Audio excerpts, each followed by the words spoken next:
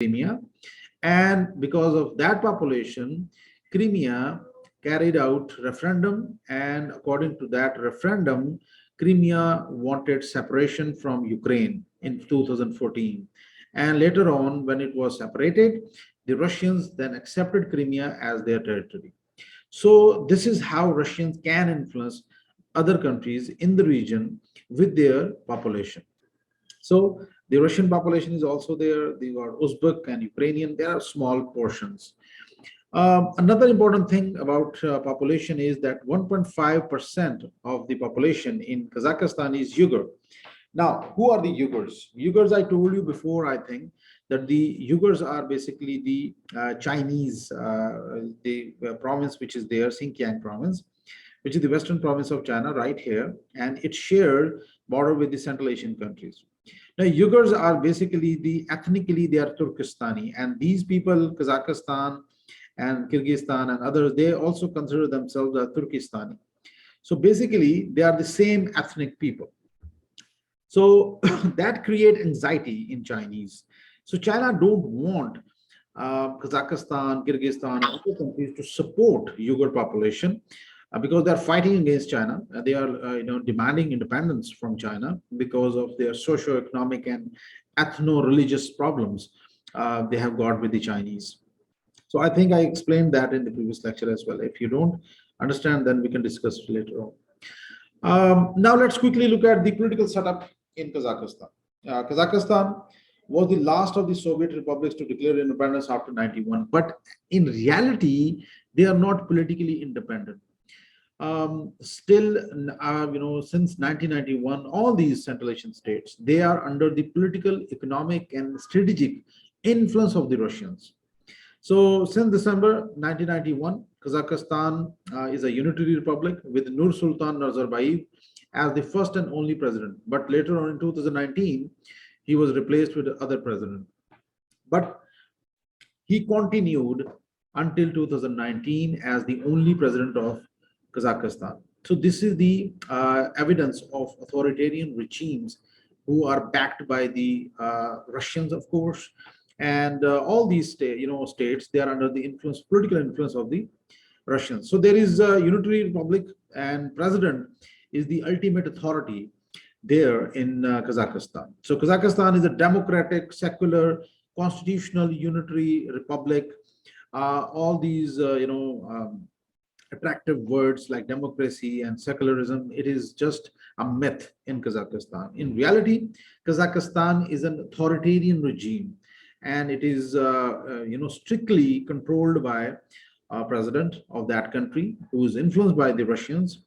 And the current president is Kassym-Jomart Tokayev. He actually replaced Nur Sultan Nazarbayev in 2019.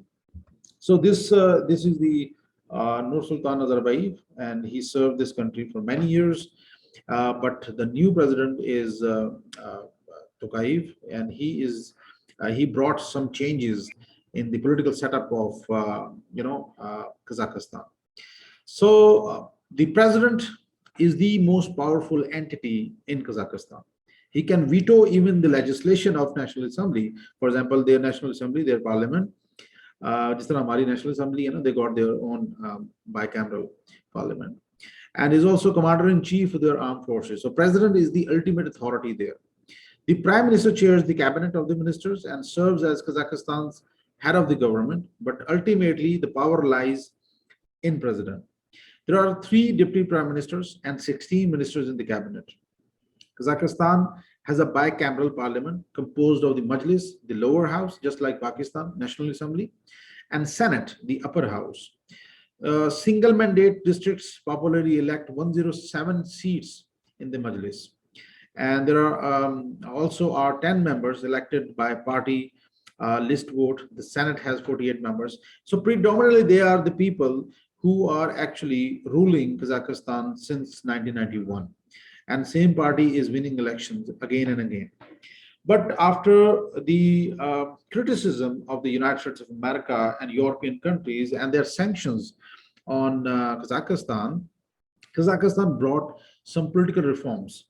And these political reforms were meant to, just to overcome the issues with the international community, especially United States of America, because they believe that Kazakhstan is actually trying to suppress the people and trying to suppress the opposition parties, which is no doubt a reality.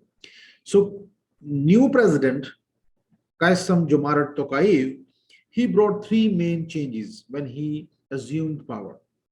The first was to accept the culture of opposition. Previously, the culture of opposition was not entertained, and they were strictly, you can say, curbed, and the opposition was minimal. Opposition was minimal before that, and now they are trying to allow the opposition parties, and they are also allowing the public assembly. Previously, it was not allowed. Demonstrations, जिस तरह जलसे जुलूस हमारे मुल्क में होते हैं, इस तरह वहां पे it was not possible, and loosening rules on forming new political parties. So this was another reform which he brought, that new political parties can be formed, but previously the limitations were much more, and there were many strict, you can say, restrictions on the new forming of new political parties. But now it has changed. Now let's quickly look at these reforms. In July 2019, the president of Kazakhstan announced the concept of listening state, in which he allowed people to have interaction with the state, and that quickly and efficiently responds to all constructive requests of the country's citizens. जिस तरह हमारा बनाया ना उन्होंने PM portal, same as the case was there, and they allowed their citizens to directly negotiate or directly talk to the higher authorities, and they try to resolve their issues. A law will be passed to allow representatives from other parties to hold chair position on some parliamentary committees. ये भी उसमें allow किया गया in 2019, that they were going to allow representatives of the different parties to get some dominating positions in the parliamentary committees. Previously it was not there. Only the ruling party was controlling all the committees. So this was something which they took. The minimum membership previously threshold needed to register a political party was 40,000, जिसको इन्होंने बाद में reduce करके 20,000 पे ले आए. So this was a major political reform in which you could allow more political parties to contest elections in Kazakhstan. But I think they are just eyewash. In reality, Kazakhstan is controlled by Russia, and in future it will be controlled by Russia, because you can't change geography. You can change neighbors, you can change your friends, but you can't change your neighbors. This is reality. So special places for peaceful rallies in central areas will be allocated, and a new draft law outlining the rights and obligations of the organizers, participants, and observers will be passed. So they brought these changes. They allowed people to carry out peaceful rallies, and they allocated certain areas. They cannot hold rallies. They cannot block roads, just like Pakistan. They can't do this. They will be allowed only in a particular place. So in an effort to increase public safety, President Tokayev has strengthened the penalties for those who commit crimes against individuals. So these were the small scale, you can say, steps which Kazakhstan, took after 2019. Now let's quickly look at their foreign policy. Just like other countries, they got a written document in which they set their foreign policy priorities. That these are the, you can say, tangible factors and things which they are going to achieve. But in reality, foreign policy of Kazakhstan is heavily influenced by the Russians, and they can't do anything about it, and they can't take any decision independently without the consultation from the Russians. So let's look at their main salient features. Their foreign policy of 2020-30, it talks about an open, predictable, and consistent foreign policy. Yes, which is progressive in nature and maintains the endurance by continuing the course of the first president, the country at a new stage of development. So basically, these are just lafazi kalami things in which the reality is not there. Their foreign policy would always be dependent on Russia, and they cannot take independent decisions when it comes to foreign policy. Secondly, protection